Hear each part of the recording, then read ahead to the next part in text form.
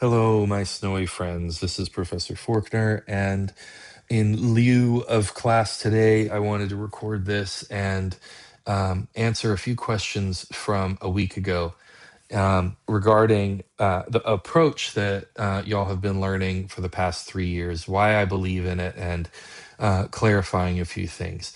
If you have taken advantage of this snowy snow, um, and you have pulled out the practical handbook and given it another read, and maybe if you did that, you could also just go ahead and take care of your midterm assignment.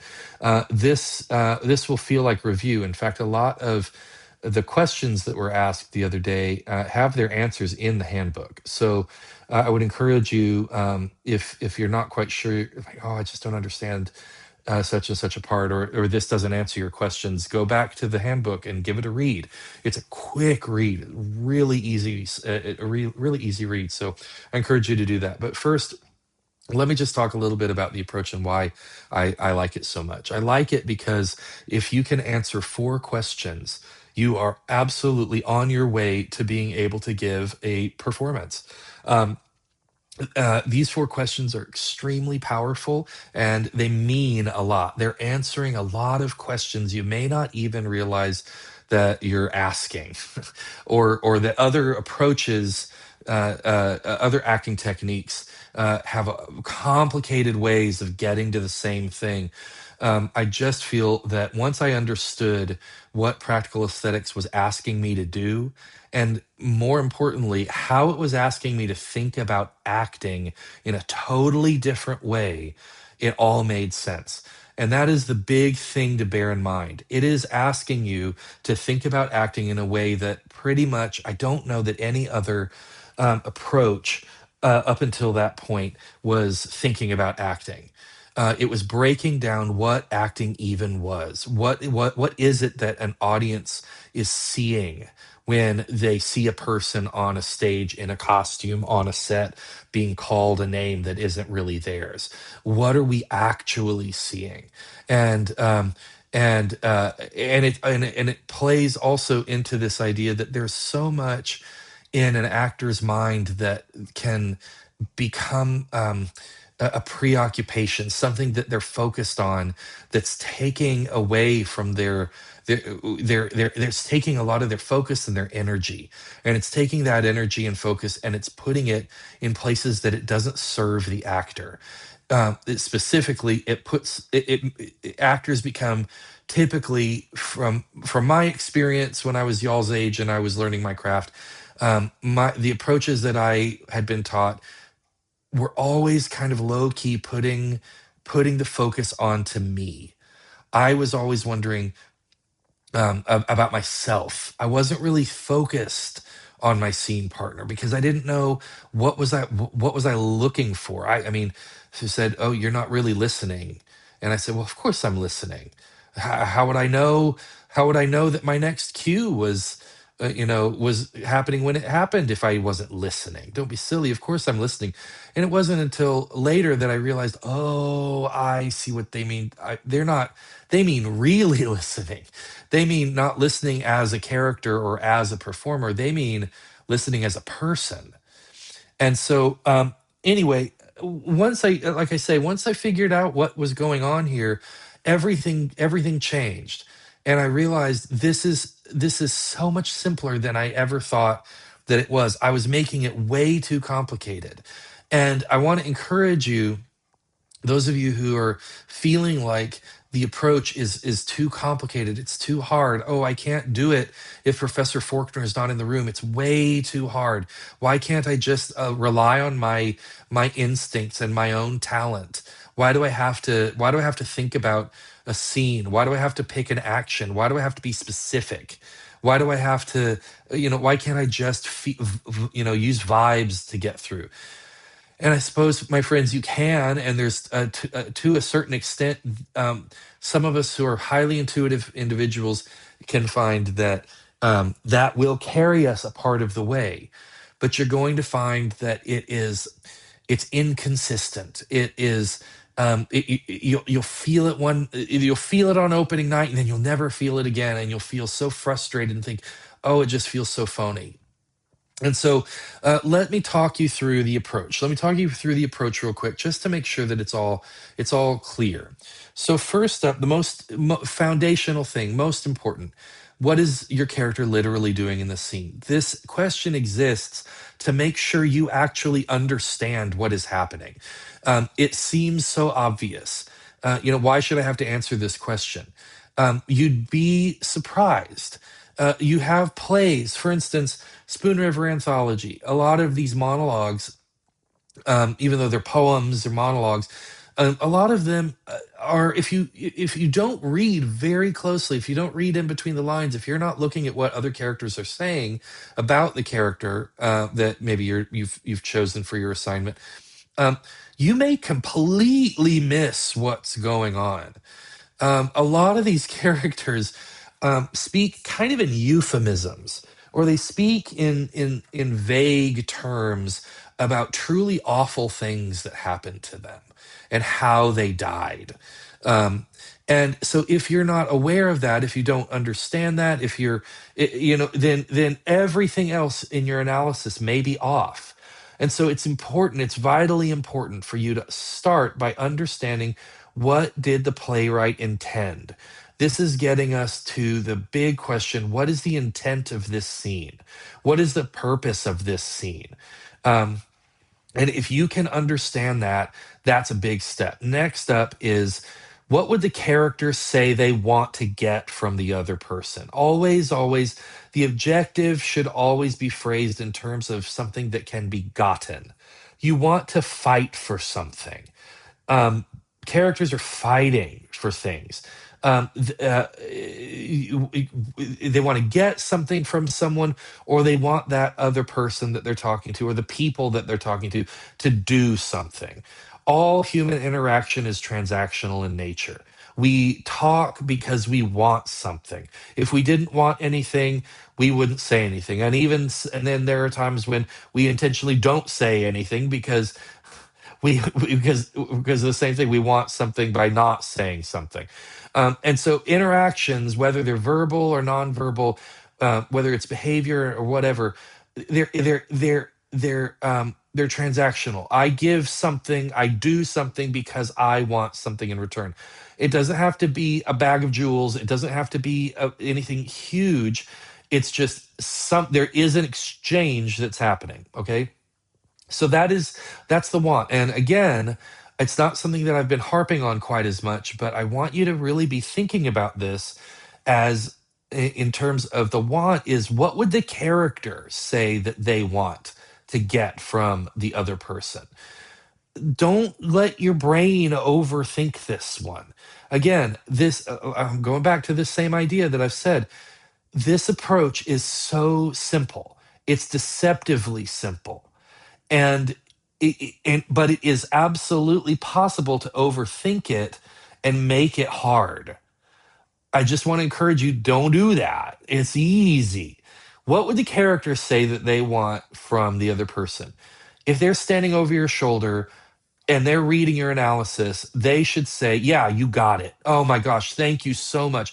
This is where you don't have to be so flowery with your prose. How would they put it? How would the character put it? How would the baker say it? How would the baker's wife say it? How would Jack's mom say it? How would Milky White say it? Mew. Um, so just be thinking along those lines. This is where interpretation begins. Up until then, the literal action, non-interpretive. It's just facts. It's going to hold up in a court of law. The prosecuting attorney is going to look at your literal action and not have any objections, because you can't argue that that is what's happening. But now the want, again, is we're getting towards something that is interpretive, and that means that, well, what would the characters say that they want? And put it in their words. What would they say that they want? Okay, so this is character side. Now we're moving onto actor side. So we've done our analysis, and making sure we understand what is happening and what the character's objective is.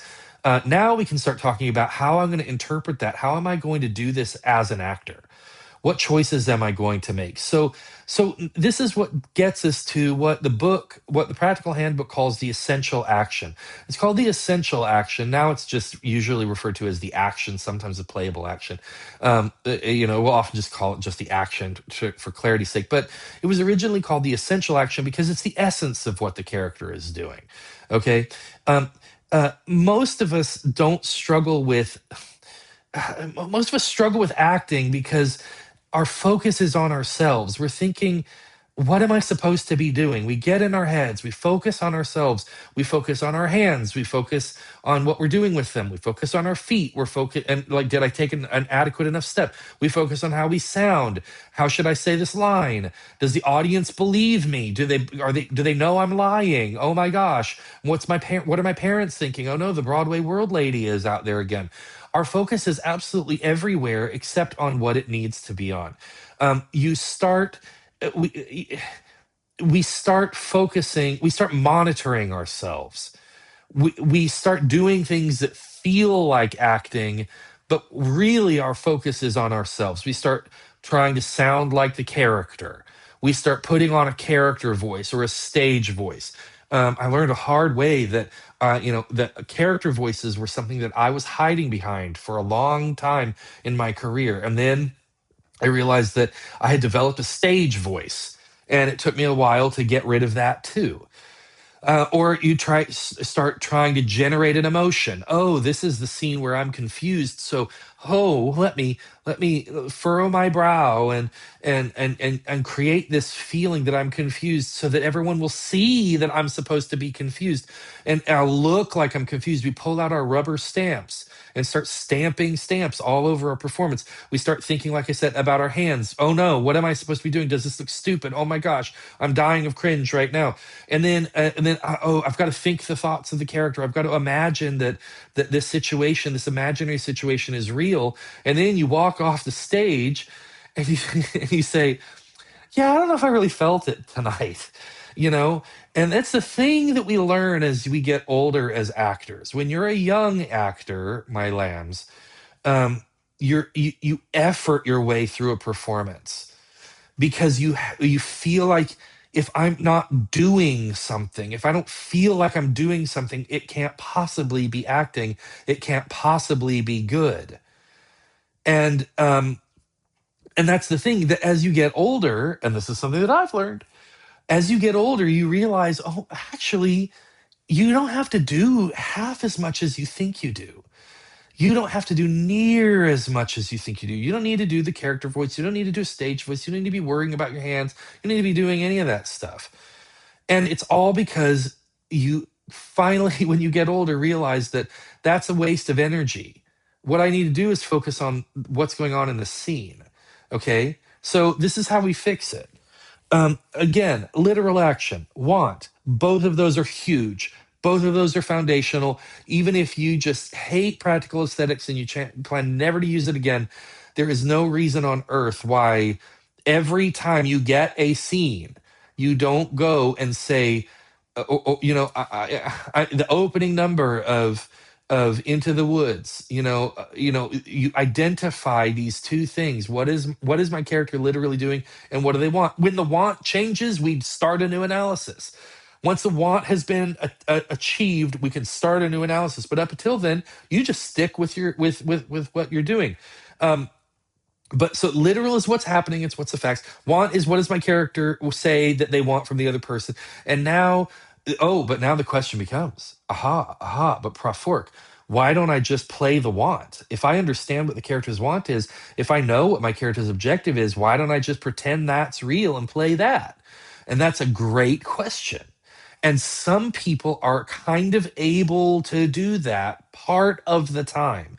But here's the problem with that: the want is true in the story, but it's not something you can always literally do as an actor on Verser at 7:30 p.m. while you're wearing sweatpants and a 2XL hoodie with floppy sleeves. The want lives inside the imaginary circumstances of the play, and your brain knows that, whether you want it to or not.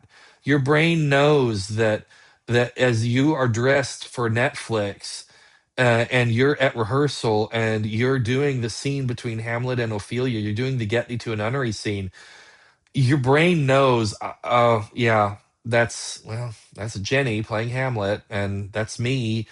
um I'm not trying to throw shade or anything, and this is me, and I'm not dressed exactly as Ophelia. I'm in my Netflix clothes. um so I don't really believe the want. I can approximate what the want might feel like, but then, look, we're general, we want to get specific. And that's one of the things. This is the thing that practical aesthetics is honest about. um Most acting methods are spending a lot of time trying to solve the problem of belief. How do I believe this is real? How do I convince myself that I am Hamlet and I really saw my father's ghost and I really live in this castle and these emotions are my emotions? And the awful truth, the hard truth here, friends, is that you can't. Not fully, not completely. Maybe you can part of the way. Maybe you can pretend like you believe it, and you can get yourself emotionally stirred up. You can do a bunch of imagination work. You can go into a dark corner in the theater and you can write into a journal and do free associative journaling as Hamlet, but you still know you're on the Verser stage in Arkansas on Eric's set in Mrs. Doctor's costumes, and and the person playing Horatio is someone you hate, you know. And you're saying a bunch of, and you're having to remember I am your pentameter. And so instead of asking you to do all these mental gymnastics trying to believe something you cannot ever truly believe, practical aesthetics asks you to look at acting a different way. It says stop obsessing over whether you believe you are the character, whether you believe everything in this play is real, and all of these things that you can't control, and start focusing on what you can control. It's the thing you can actually control. What is that, my friends? What is it? I'll tell you what it is. People say this all the time. You can't control other people's behavior, but guess what? What does your mom tell you? But you can control your own, right? And so you can control your behavior, but you can't control all of these other things. Like tonight, I really believed I was the character. Tonight, I really believed it was Elsinore. Tonight, I somehow completely forgot about the audience, and I didn't even cheat out once. And the director was tearing the program because they're like, I can't hear you. Share it, share it. Um, the essential action, the acting, the action, this is what the actor does. So this is now, okay, if I can't be the character, if I'll never really believe Hamlet's situation, which is character side stuff, I need to do something as an actor that tells this character's story, that it gets me somewhere, because I've got to get up on this stage and give this performance. So the essential action, or the action, this is what you are going to do as the actor. It is, and these actions from this page, and you can find even more online if you search, are simple, universal human behaviors that are aimed at another person that you can do to that person right now. They are active. They're all about focus on the other person, not about focus on you. And the wonderful thing is that they pull your car or your boat or whatever you're driving alongside what the character is doing. It gives you the essence of what the character is doing, hence the name. And as you do this and speak at the same time, the illusion is created that you are doing and feeling and going through what this character is going through. So, for instance, if We've got our classic actions to get someone on my side, to get someone to throw me a lifeline, to put a jerk in her place, to show someone a good time, to draw a dividing line, to get someone to put their faith in me, to get someone to take my hand. These are stuff that you've done in real life, and you don't even need to write an essay about it. You don't need to do anything. If I asked you to do any of those things right now, you could do it. um, and and this is the thing, this is why this is so helpful, is because the audience is not watching your imagination. They're not watching your private belief about your character. They're watching your behavior. So when you say that actor just I really believed that actor was the character, they were so natural. Well, what did you actually see them doing? It wasn't a character. It was, oh, well, it was a person being the character, right? No, well, sure. But how did you know it was a character? Well, because you saw their behavior. Character is revealed through what we do, my friends. And you interpret that behavior as character. And this is the demystifying part. Acting is not magic. It is not primarily about becoming someone else. It's about doing something specific to another person while you speak the text. And if your behavior is clear and truthful, the audience will fill in the rest. They will do the character math for you. That's also that's also why essential actions, solve that fear of, well, what am I supposed to do? Because if you have an action, you know what you're doing, and focus on that. And then you don't have to worry about line readings. You don't have to plan gestures. You don't have to manufacture emotion. Your focus has gone off of yourself and onto your partner because you are actively trying to change them. And when you try to change somebody, you automatically start listening and you automatically start responding truthfully. It's why we start these classes with the word game. And so when people say, what did we say? What were we saying the other day in class? That, it was, well, real, the character, I can know it's the character because they're so natural.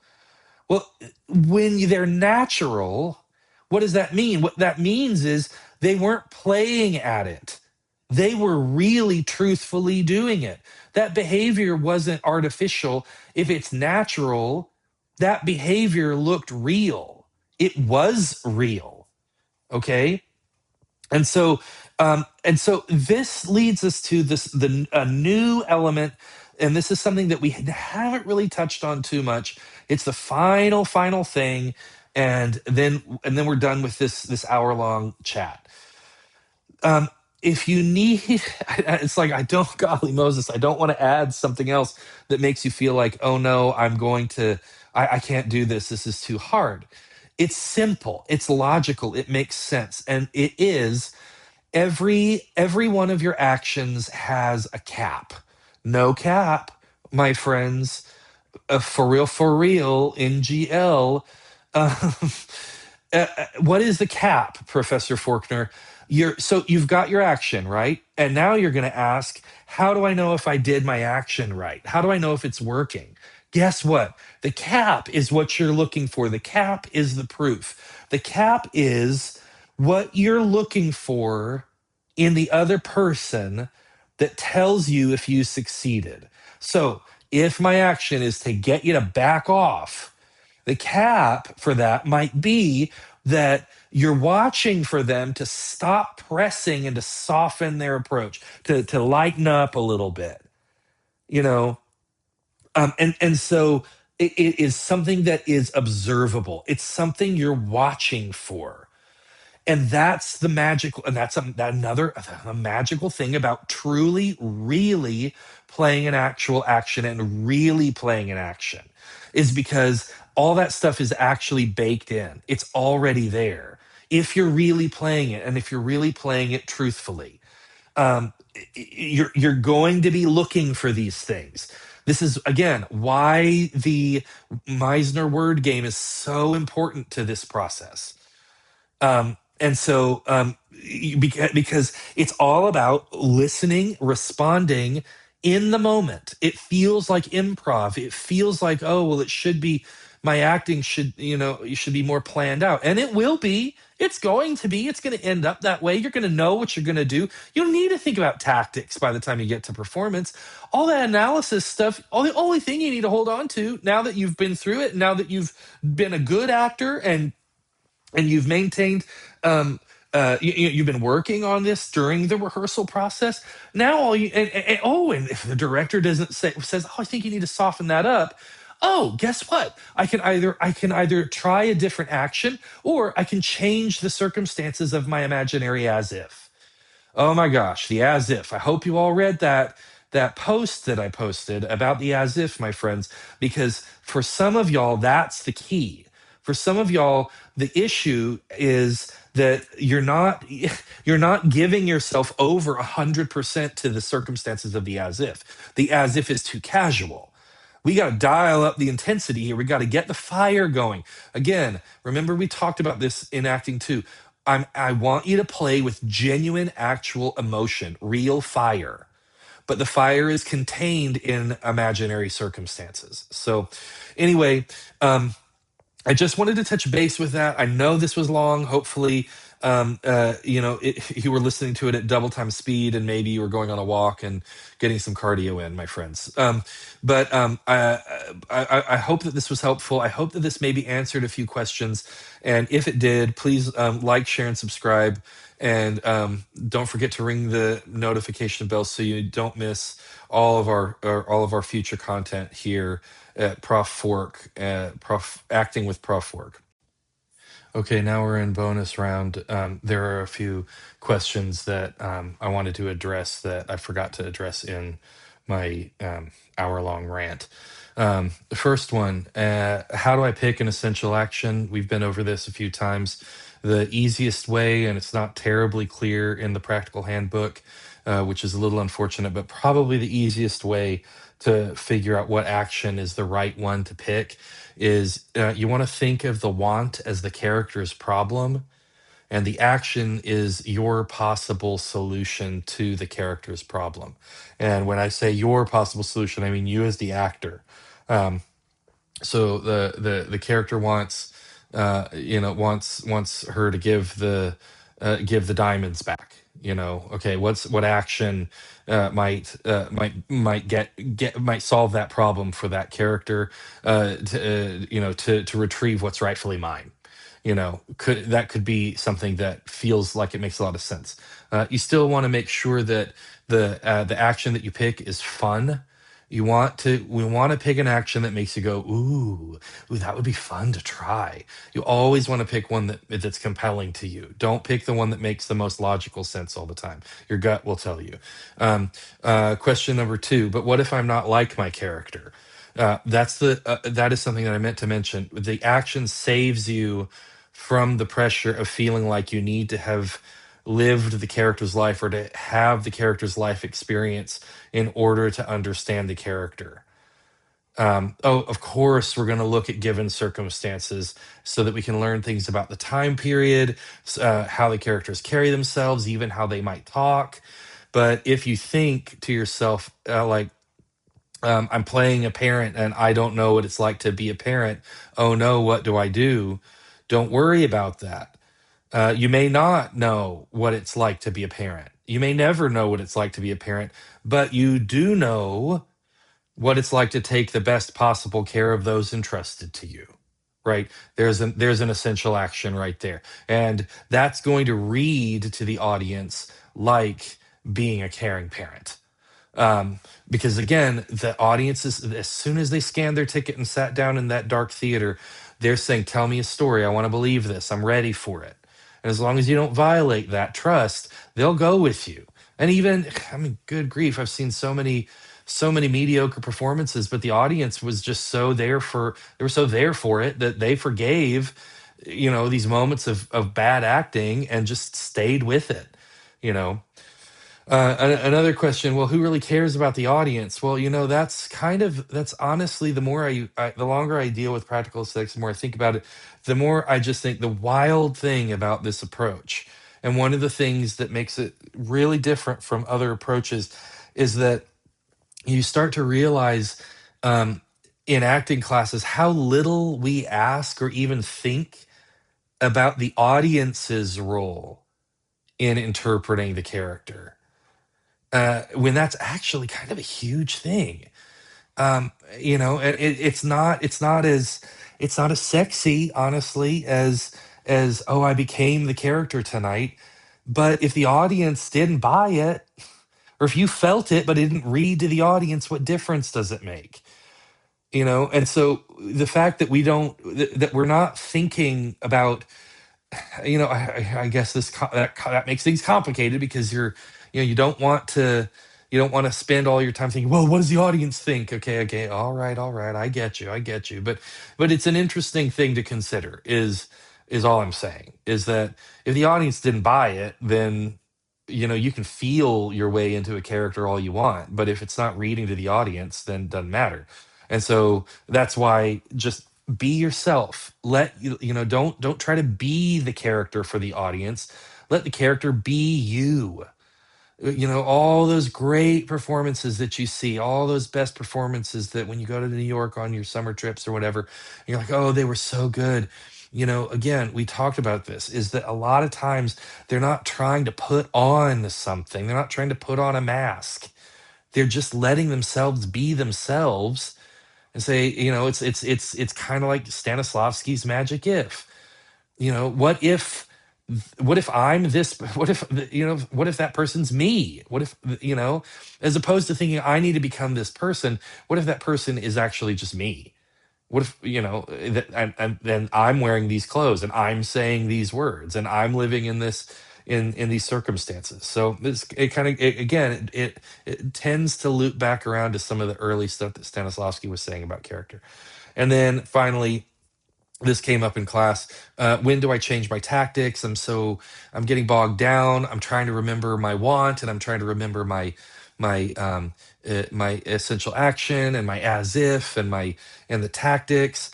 Well, let's address the tactics first. If you're looking for the cap, and I should have said this, if you're looking for the cap, the tactics are going to naturally change, because you'll be able to see if you're succeeding or not. And if it's not working, you're going to try something else. You're going to try a different approach. I've always kind of semi believed that tactics are kind of the domain of the director. The director will let you know if we need a beat shift, or we need some kind of a shift there. But if you're aware of them and you can do it yourself, that's all the better. All the better. We always want you to be able to take care of yourself, and need the director almost as little as possible, so that they can just sit back and enjoy the fact that they cast a really brilliant actor who knows how to handle themselves. And then as far as the other stuff goes, just remember, that's what rehearsal time is for. By the time you get to performance, all you worry about is your action. All you worry about is, I'm looking over at, I'm in this scene, playing the Hamlet Horatio scene, and that's not Horatio, that's Steve. And so I'm gonna do the scene with Steve, and the audience is gonna worry, and we'll let the audience worry about whether or not they think I'm Hamlet and that's Horatio. So that way, I'm not talking to this idea of a character who's standing across from me. I'm actually talking to Steve, and I'm watching Steve's reactions. All I have to do is, at this point, I've been through rehearsal. I have I underst I used the as if to find that emotional truth, to light that fire. But I don't need to use it again. I understand it now. It's a tool that I used in rehearsal to understand, what does this action feel like when I'm doing it at 100%.